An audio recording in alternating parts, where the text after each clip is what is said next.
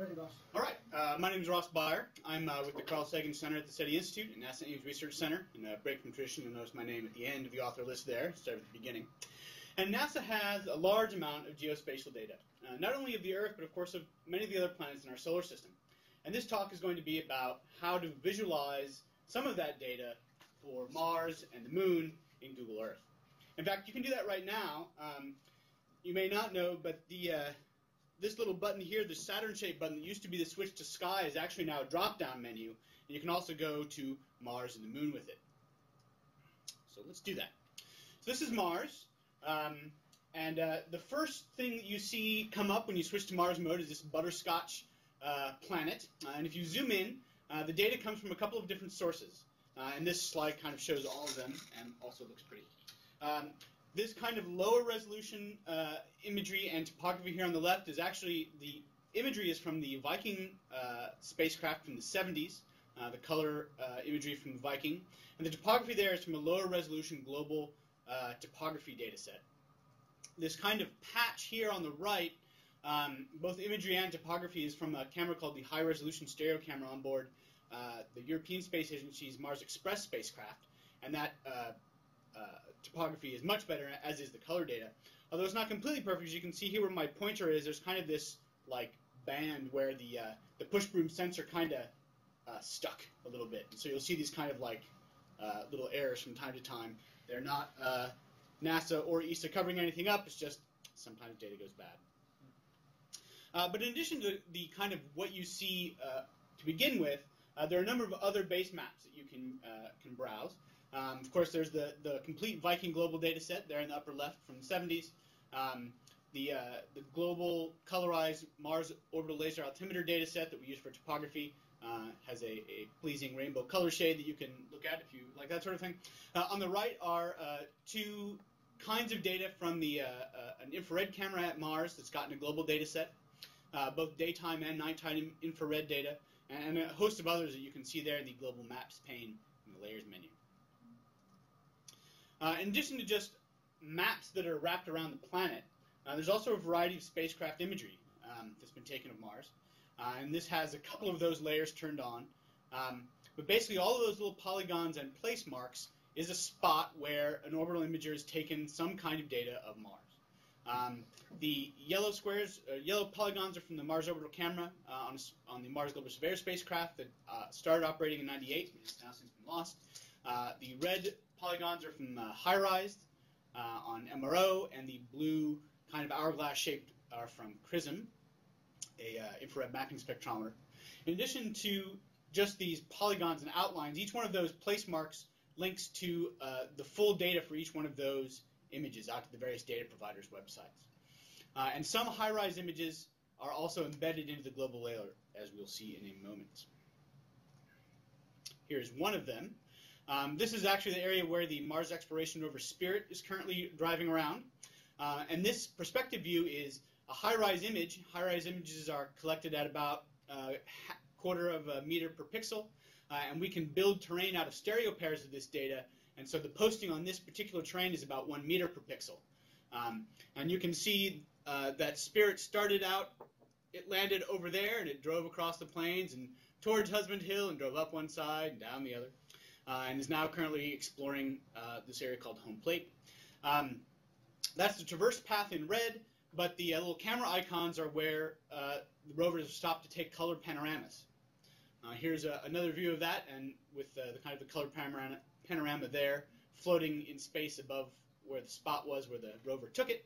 And of course, you can zoom into those just like you can with Street View on the Earth, and explore all of these images down to the individual rocks and pieces of dust and pebbles that the rovers have seen.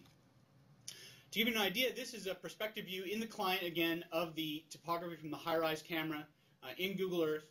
So this is imagery and terrain created by a stereo camera about 400 kilometers up.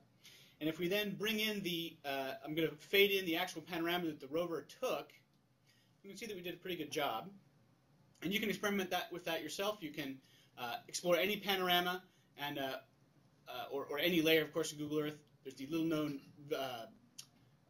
alpha slider up here just above the layers panel, and you can change the opacity of layers. And so that's always fun to do to get get things to show up and see how they line up. One of the other things we do with Mars is we have a feature called Live from Mars. There are two spacecraft, well, there are several spacecraft, but two of the spacecraft are on Mars right now. Mars Odyssey and the Mars Reconnaissance Orbiter are providing us with near real-time telemetry data from them. And so this is the Themis data from the Odyssey spacecraft. It may be difficult to see on your display, but there's a little white line here. The time slider is up. This line represents the spacecraft's orbit. This purple fin indicates when this particular camera started taking an image and when it stopped taking an image, and you can see purple rectangles with images here on the planet as well. And those actually contains data that's only a few weeks old.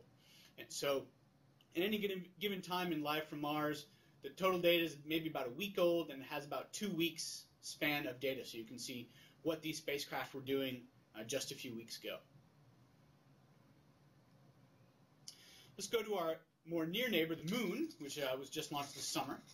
And the Moon data, global kind of default data here is a Clementine data set from the late 90s. And in fact, this patch right here, this kind of strip, is a reconstruction from Apollo metric camera data. Of course, while the Apollo astronauts were on the surface walking around, the poor gentleman who had to run the command module, whose name people rarely remember, is busy taking orbital photographs of the Moon. And so this stitch of data comes from the Apollo metric camera, and not only is that good imagery at a few tens of meters per pixel, but also allows us to build stereo models of that one strip at a very high resolution. For the Moon, anyway. This image over here on the top right is the kind of bad global topography.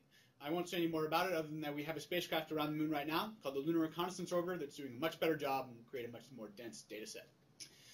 The two maps on the bottom, on the left is a kind of geomorphic map, on the right is an old topographic map, are actually scans of individual USGS products. So back in the day, the USGS would make geomorphic maps and topography charts. And the Lunar and Planetary Institute in Houston has lovingly scanned these physical maps, and we took those scans and wrapped them around the globe. And you can actually explore them. Here you can see these kind of big tiles, and as you mouse over the globe when you have this historic map up, you can see that there's a kind of a red extruded polygon there, and if you click on it, it actually brings up a photo overlay of the poster. And so that actually, you can zoom all the way in and read the text and get a very good example of what the physical object was like that was scanned. And of course, these are giant posters that are folded out, etc. And few people have them, or the people that do, of course, have giant drawers full of them. But it's a great way to explore that historical data. No Moon would be complete without places where we stopped. Here is a view of Apollo 11 in Google Earth. Landing site here. The image on the floor, on the ground there, is an old chart, actually, hand airbrushed. And of course, we put in the Apollo 11 model. In various places, again, you can see little panoramas floating ghostly over the surface. You may not be able to see little YouTube icons. They're video that has been recorded by the astronauts when they were there that's been uploaded to YouTube that you can explore. And in fact, all these little place marks record a spot where the astronauts stopped and did something in their traverse through the area. And so you can kind of follow these in order, or you can sample them on your own. The other site, well, actually we have all the sites, but the other example we have is here of Apollo 15. Apollo 15, this is zoomed much more out because Apollo 15 had one of their little moon buggies, and they drove around, so this kind of shows the 3 trips out. And again, there are panoramas and movies that you can explore, and this has this beautiful 3D topography from the Apollo metric camera and the panoramic imagery from USGS. So what would we do next? Now, let me also state that everything that we did in Google Mars and Google Moose, with the exception of terrain, because of course you can't load in your own user-generated terrain, but all of that other stuff is all done in KML, implemented that way, and any of that can be built for your own purposes or needs. There's nothing special done. We haven't hacked the client except for enabling a Moon and a Mars and their terrain. But other than that, all very standard KML. That's how we delivered it from Ames to Google. So what next for this collaboration between Ames and Google? And there's not really enough data at this time to support another full planet from anywhere else in the solar system at the resolution that Google Earth can provide. But what we're trying to do now is to implement more data linkages between NASA's data providers. So, for example, as I showed you those rover tracks is where the rovers were about 6 months ago. The rovers are on this ground and still moving, and that needs to be updated. Right now, to update that, we have to do a bunch of manual processes to upload the data and to make those things more contemporary. And so we're working with trying to, rather than having us do it every time there's a data change, because we're talking about a lot of data here sometimes, is to try and get the data providers themselves to publish that data in a format that's easily consumable by us and easily displayable on Google Earth.